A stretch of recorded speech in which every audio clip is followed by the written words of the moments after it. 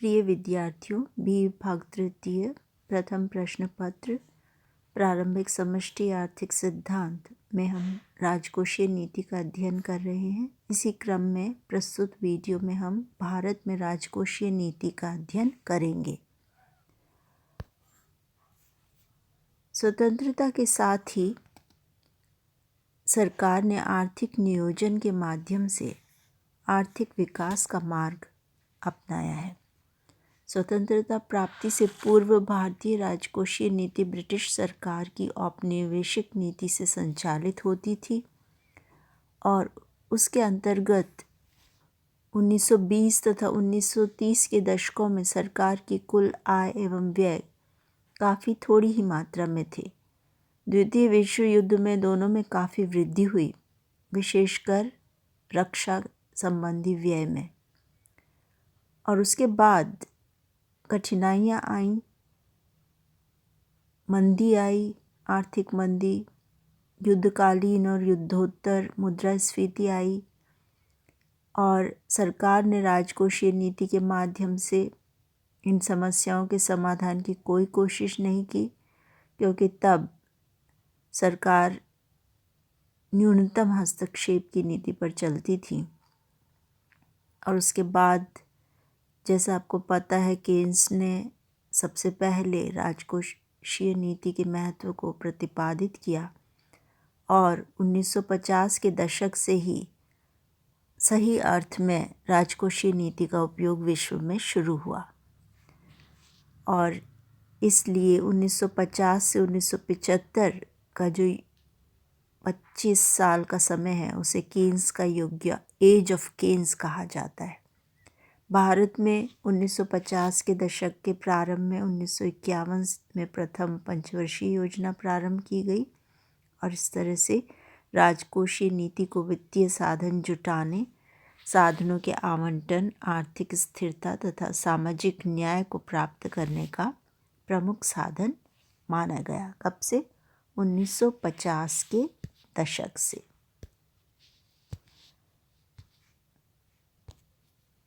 उन्नीस के दशक के प्रारंभ में 1951 में ही प्रथम पंचवर्षीय योजना शुरू हो गई थी और राजकोषीय नीति को वित्तीय साधन जुटाने इन योजनाओं में बहुत अधिक साधनों की आवश्यकता पड़ी। इन साधनों का उपयोग कैसे किया जाए, इसका आवंटन करने, आर्थिक स्थिरता, तेजी और मंदी की अवस्थाओं से सुरक्षा तथा सामाजिक न्याय अर्थात गरीबी उन्मूलन को प्रमुख साधन को पूरा करने के लिए राजकोषीय नीति को प्रमुख साधन माना गया। इस आधार पर हम भारतीय राजकोषीय नीति के 4 प्रमुख उद्देश्य बता सकते हैं कि भारतीय राजकोषीय नीति के 4 प्रमुख उद्देश्य रहे हैं। पहला है वित्तीय संसाधनों का संग्रह या मोबिलाइजेशन ऑफ फाइनेंशियल रिसोर्सेज। जैसे हमने बात की, योजनाओं में सार्वजनिक व्यय एवं निवेश में काफ़ी वृद्धि हुई है। सरकार की ओर से व्यय किया गया है जिसे हम कहते हैं सार्वजनिक व्यय, और निवेश किया गया है। और इस बढ़ते हुए निवेश की वित्त व्यवस्था जो थी वो निजी क्षेत्र या निजी बचतों से संभव नहीं थी, इसलिए बचतों को प्रोत्साहन भी दिया गया और सरकार की तरफ से भी बचत में वृद्धि करने का कार्य किया गया। सार्वजनिक आय और सार्वजनिक व्यय में जो अंतर है उसको कम करने का कार्य किया गया। इस तरह से वित्तीय साधनों के संग्रह के अंदर करंट रेवेन्यू में सरप्लस, पब्लिक एंटरप्राइजेज या सरकारी उद्यमों में सरप्लस, उधार, additional resource mobilisation, external assistance या विदेशी सहायता, हीनार्थ प्रबंधन या डेफिसिट फाइनेंसिंग या घाटे की वित्त व्यवस्था, इन सब के बारे में हमने पढ़ा था। इन सभी को काम में लिया गया। इसके अलावा जो निजी क्षेत्र है, हाउस होल्ड्स का खासकर, उनकी बचतों को प्रोत्साहन देने का भी इसमें कार्य किया गया। आर्थिक वृद्धि को तेज करने के लिए निवेश की आवश्यकता होती है और निवेश को तेज करने के लिए बचत दर में वृद्धि की आवश्यकता होती है और बचत को बढ़ाने में करारोपण की भूमिका अहम होती है। घरेलू बचत तभी हो सकती है जब सरकार लोगों के व्यक्तिगत उपभोग को कर एवं अन्य उपायों से अनिवार्य रूप से कम करे। इसलिए सभी विकासशील देशों ने कर अनुपात में वृद्धि करने की कोशिश की है, लेकिन बचत में वृद्धि करने के लिए इतना ही पर्याप्त नहीं है कि कर राजस्व बढ़ रहा है, बल्कि आवश्यकता इस बात की भी है कि बढ़ी हुई आय का उपयोग सरकारी उपभोग, प्रतिरक्षा, प्रशासन व्यय आदि में वृद्धि के लिए न किया जाए। तो इन सबको कम करना भी बहुत अधिक आवश्यक है। ये थोड़ी कमी रही है भारतीय राजकोषीय नीति की, जो हम आगे कमियों के अंतर्गत देखेंगे। तीसरा है मुद्रास्फीति पर नियंत्रण। राजकोषीय नीति को मुद्रास्फीति पर नियंत्रण के उद्देश्य से भी काम में लिया गया है। अगला है बजट एवं सामाजिक न्याय। ये बहुत ही महत्वपूर्ण है कि बजट में सामाजिक सेवाओं और सामाजिक न्याय से संबंधित बहुत अधिक ध्यान दिया गया है, क्योंकि भारत एक गरीब देश है और यहाँ निर्धनता भी बहुत है और असमानता भी बहुत अधिक है, और इसके लिए समग्र रूप से नीति बनाने से काम नहीं चलता और टारगेटेड प्रोग्राम्स की आवश्यकता इसमें पड़ी है, क्योंकि आर्थिक शक्ति के केंद्रीयकरण में कमी करना, आय की असमानता में कमी करना, आय तथा उपभोक्ता व्यय की असमानता में कमी करना और गरीबी में कमी करना, ये सभी चीज़ें प्रगतिशील कर व्यवस्था से नहीं हो सकती, क्योंकि बहुत सारे तो ऐसे व्यक्ति हैं गरीब जो कर देते ही नहीं हैं। तो इस तरह से यदि अमीरों पे अधिक और गरीबों पे कर लगाया जाए कम, तो वास्तव में गरीब तो कर देते ही नहीं हैं, और इसलिए प्रगतिशील कर जो है उसके द्वारा इतना संभव नहीं हो पाता है। इस तरह से विभिन्न लक्ष्य को लेकर गरीबों के लिए विशेष कार्यक्रम, सामाजिक सेवाएं के कार्यक्रम बजट के अंतर्गत रखे गए हैं। सरकार की राजकोषीय नीति की प्रमुख बातें कौन कौन सी हैं, इनको हम विभिन्न हेडिंग्स में इस तरह पढ़ सकते हैं। पहली है कर नीति। राजस्व में वृद्धि के लिए सरकार ने राजकोषीय नीति के अंग के रूप में प्रगतिशील करारोपण की नीति को अपनाया। जैसे हमने कहा था कि प्रगतिशील करारोपण अपनाया गया सरकार के द्वारा, जिसके अंदर जैसे जैसे आय बढ़ती जाती है वैसे वैसे टैक्स भी बढ़ता जाता है, इनकम टैक्स भी बढ़ता जाता है। प्रत्यक्ष कर के अंतर्गत ये नीति अपनाई जाती है, जैसे आयकर। दूसरा है प्रत्यक्ष व अप्रत्यक्ष करों की दरों को बढ़ाना, जिससे लोगों के पास व्यय करने के लिए कम रहे और उनको बचत के लिए प्रेरित करना। यह कार्य भी किया गया है। और करों की दर जैसे अन्य विकासशील देशों में अधिक रखी जाती है, हमने अभी बात की थी इसके बारे में, वैसे ही भारत में भी ये अधिक रखी गई हैं। इसके अलावा कृषि क्षेत्र को आयकर से मुक्त भी रखा गया है। भारतीय अर्थव्यवस्था एक कृषि प्रधान अर्थव्यवस्था है। देश की जनसंख्या का आज भी बहुत बड़ा भाग कृषि व इसके सहायक धंधों पर आजीविका के लिए आश्रित है। इसी से वो अपनी जीवन चलाते हैं, जीवन यापन करते हैं। और अर्थशास्त्री ये मान के चलते हैं कि इससे अर्थव्यवस्था को हानि होती है कि कृषि पर बिल्कुल भी कर नहीं लगाए गए हैं। अतः अर्थशास्त्री इस बात का तर्क देते हैं कि कृषि में भी अधिक आय होने पर आयकर लगाना चाहिए, परंतु फिर भी सरकार ने कृषि पर कोई कर नहीं लगाया हुआ है। इसके बाद आती है व्यय नीति। सरकार के कार्यों में निरंतर वृद्धि होने व सरकार में तीव्र गति से वृद्धि हो जनसंख्या में तीव्र गति से वृद्धि होने से सरकार का पुलिस तथा प्रशासनिक व्यय एवं पड़ोसी देशों की नीतियों के कारण सामरिक व्यय या रक्षा व्यय में अप्रत्याशित वृद्धि हो रही है। जैसे चीन और पाकिस्तान से अभी भी काफ़ी टेंशन चल रही है और इसलिए देश को अपनी सुरक्षा के लिए रक्षा व्यय में बहुत अधिक खर्चा करना पड़ रहा है, वृद्धि करनी पड़ी, अप्रत्याशित रूप से बढ़ाना पड़ रहा है। सामाजिक सेवाओं तथा आधारभूत सुविधाओं पर पर्याप्त मात्रा में वृद्धि होने से सरकार का विकास व गैर विकास दोनों प्रकार का व्यय बढ़ा है। विकासात्मक कार्यों के लिए और गैर विकास कार्यों के लिए भी दोनों प्रकार के व्यय में वृद्धि हुई है, क्योंकि सामाजिक सेवाओं पर खर्च करना पड़ता है, जैसा हमने देखा एक कल्याणकारी राज्य को, और आधारभूत सुविधाएं भी उद्योगों आदि के विकास के लिए, अर्थव्यवस्था के विकास के लिए उपलब्ध करानी होती है सरकार के द्वारा। तो किस किस चीज़ से व्यय हो रहा है? पुलिस और प्रशासनिक व्यय बढ़ गया है, सामरिक व्यय या रक्षा व्यय बढ़ गया है, सामाजिक सेवाओं एवं आधारभूत सुविधाओं पर व्यय बढ़ गया है। अगला है ऋण नीति। सरकारी व्यय को पूर्ण करने के लिए करों से पर्याप्त आय प्राप्त नहीं होती तो सरकार को अंतर्राष्ट्रीय संस्थाओं से ऋण लेना पड़ता है। बचत भी काफ़ी नहीं है, गरीब देश होने के कारण करों से भी पर्याप्त आय प्राप्त नहीं हो रही, क्योंकि राष्ट्रीय आय और प्रति व्यक्ति आय काफ़ी कम है।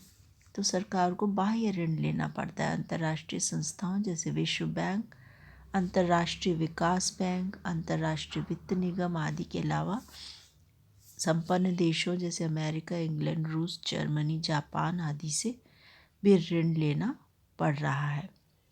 बाह्य ऋणों का अधिकांश भाग ऋणों पर ब्याज के भुगतान में ही चला जाता है। ये बहुत ही संकट वाली स्थिति है कि जो हम ऋण लेते हैं उस पर ब्याज भी चुकाना पड़ता है, और अब उस ब्याज को चुकाने के लिए ही ऋण लेना पड़ रहा है।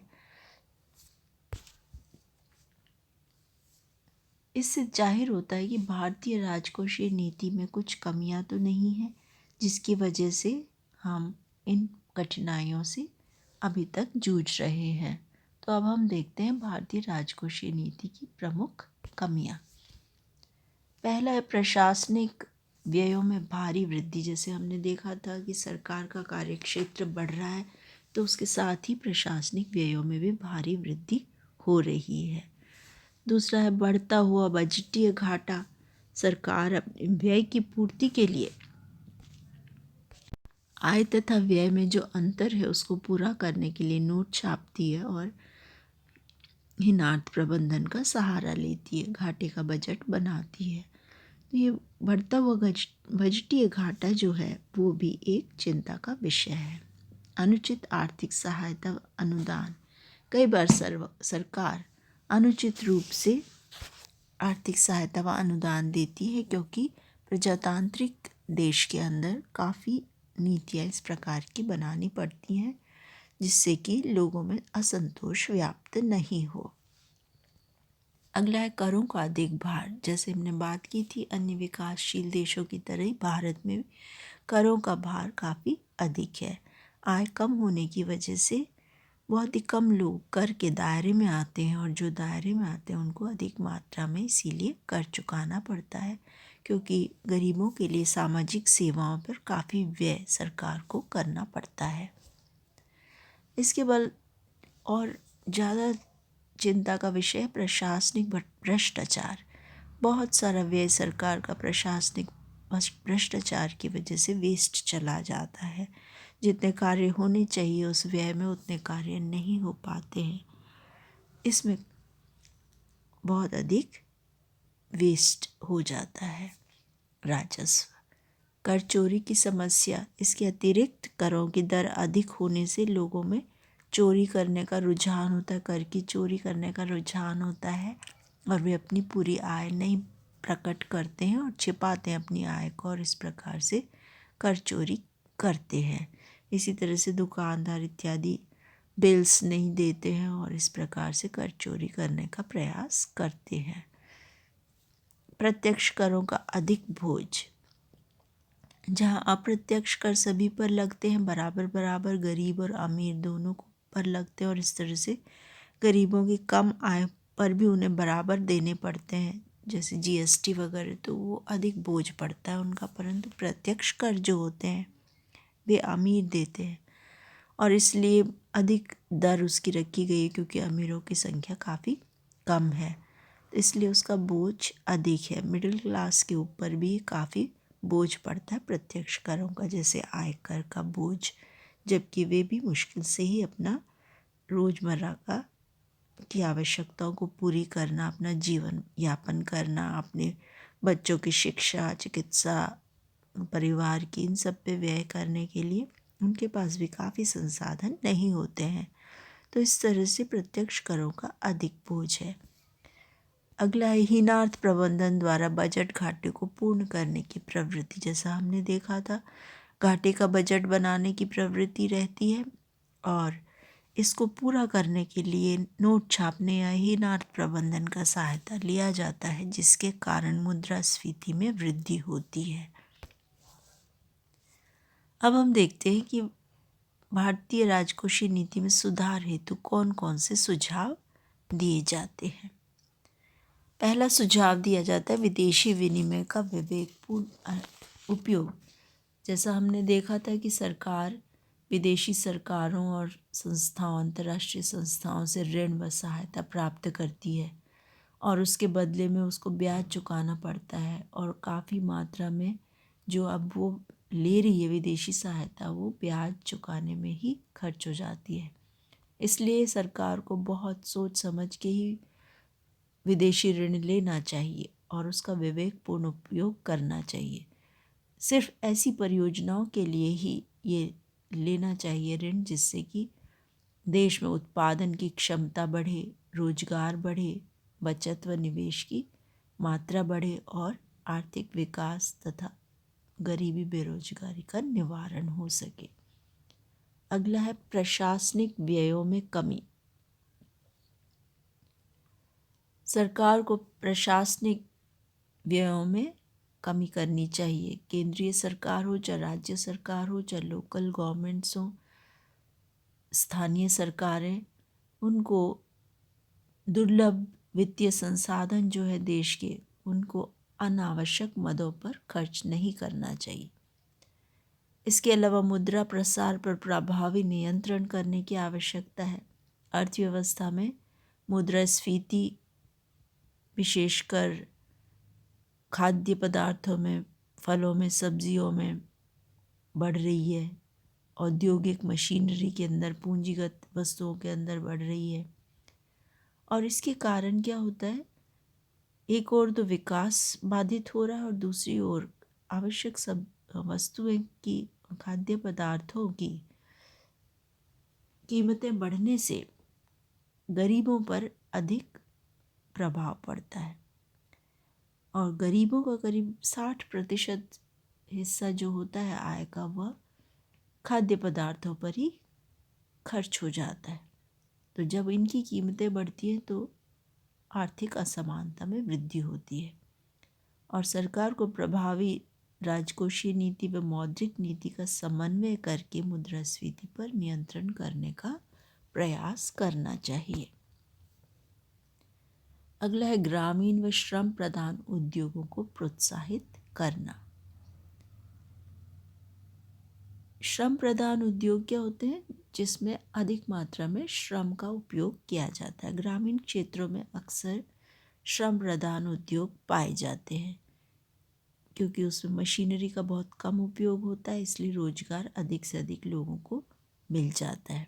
साथ ही सभी लोगों को रोजगार मिल जाता है तो उसके कारण उत्पादन भी बढ़ता है, राष्ट्रीय उत्पादन में क्षमता में वृद्धि होती है, कुशलता की इतनी आवश्यकता नहीं होती है, मशीनें चलाना आना ऐसी कोई विशेष कुशलता की आवश्यकता भी नहीं होती है, और वहीं पर संसाधन उपलब्ध हो जाते हैं, श्रम और कच्चे माल इत्यादि गांवों के अंदर ही, तो उससे लागत भी कम आती है और लाभ भी अधिक होता है। इसके बाद अगला है विनियोग प्रोत्साहन। सरकार को देश में विनियोग को बढ़ाने के लिए विभिन्न बचत योजनाओं जैसे किसान विकास पत्र, राष्ट्रीय विकास पत्र, बीमा योजनाएं, सावधि जमा योजनाएं, पोस्ट ऑफिस की विभिन्न योजनाएं, अल्प बचत योजनाएं आदि को प्रभावी रूप से क्रियान्वयन करके और ये राशि जो उसको प्राप्त होती है उसको उत्पादक कार्यों में विनियोग करना चाहिए। और अंत में है पिछड़े क्षेत्रों में निवेश के लिए करों में रियायत तथा सहायता। जो पिछड़े क्षेत्र हैं, जैसे कई राज्य बहुत पिछड़े हुए हैं, कुछ राज्यों के कुछ हिस्से पिछड़े हुए हैं, जैसे नॉर्थ ईस्ट काफ़ी पिछड़ा हुआ है, उत्तर प्रदेश के ईस्ट और वेस्ट में अंतर है। इस तरह से विभिन्न महाराष्ट्र, गुजरात इत्यादि, तमिलनाडु अग्रणी राज्य हैं। तो इस तरह से संतुलित विकास के लिए पिछड़े क्षेत्रों में निवेश करना चाहिए और उसके लिए करों में रियायत के रूप में राजकोषीय नीति कार्य कर सकती है और सहायता दी जा सकती है, जिससे सारे देश का विकास हो, समग्र विकास हो और संतुलित विकास देश का संभव हो सके। इस प्रकार हमने देखा भारत की राजकोषीय नीति की उद्देश्य क्या हैं, उसकी विशेषताएं क्या हैं, इसके अलावा उसकी कमियां क्या हैं और इन कमियों को दूर करने के क्या सुझाव दिए जाते हैं। इसी के साथ हम इस ई लेक्चर को यहीं विराम देते हैं। धन्यवाद।